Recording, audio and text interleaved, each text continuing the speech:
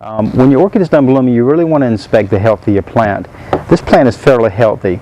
It's in the month of June, and I would really prefer to have this plant go ahead and spend about 90 days in the greenhouse for the growth cycle. So the next season it puts out a stem of blooms, it'll have more buds and bigger blooms. I could go ahead and cut this back, say about middle ways or pretty much anywhere along the orchid. If I cut it too high, and it might kick out another stem. Then I might have a higher profile orchid, or if I clip it down low, it'll have a low profile orchid where the stem might be shorter and only 3 to 5, maybe 6 blooms.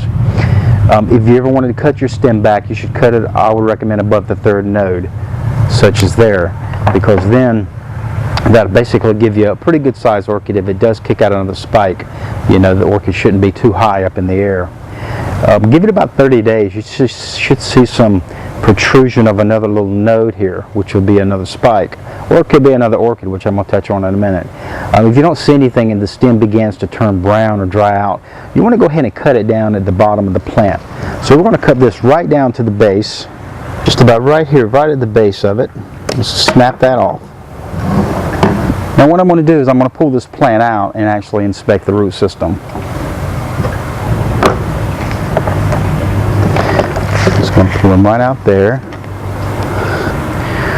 Okay, so first off, you'll notice I have packing peanuts on the bottom of this plant. Now I usually put packing peanuts on all my phales only. I usually don't on oncidiums or cymbidiums, dendrobiums, or cattleyas, just the phales, because I really want to provide more air capacity as well as good drainage for the phalaenopsis, because I use a heavier base of peat, which I'm going to retain more moisture in the plant, so I've got to make sure I've got good drainage. So I'm just going to pull these away and just break this up.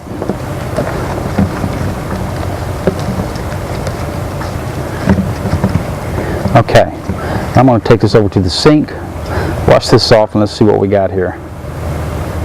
Okay, I cleaned the roots off, and this plant definitely has some root rot. It's got some dry roots on it as well, and a stalk where the roots have basically rotted off of it.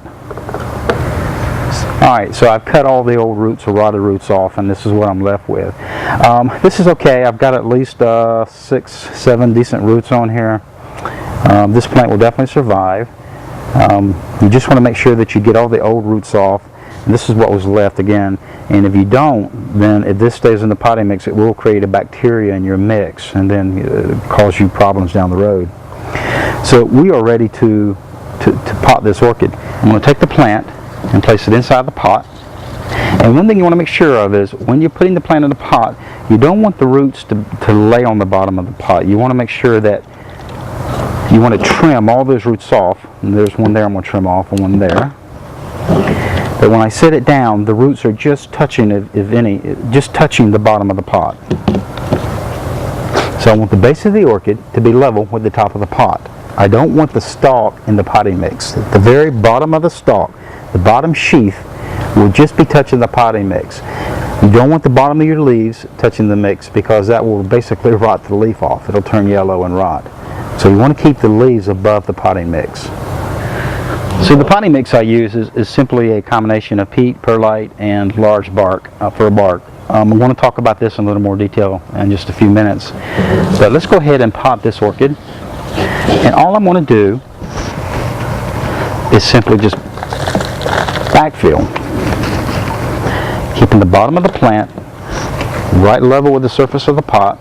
A lot of times, a lot of folks might pot their plant all the way to the very top. I don't. I like to leave about maybe 1/4 of an inch to 1/2 inch space between top of the pot and the potting mix. And then I'll just tap it slightly, just to remove any air pockets that might occur within the pot there. And slightly press down. You don't want to press too much. Alright, so that orchid is repotted.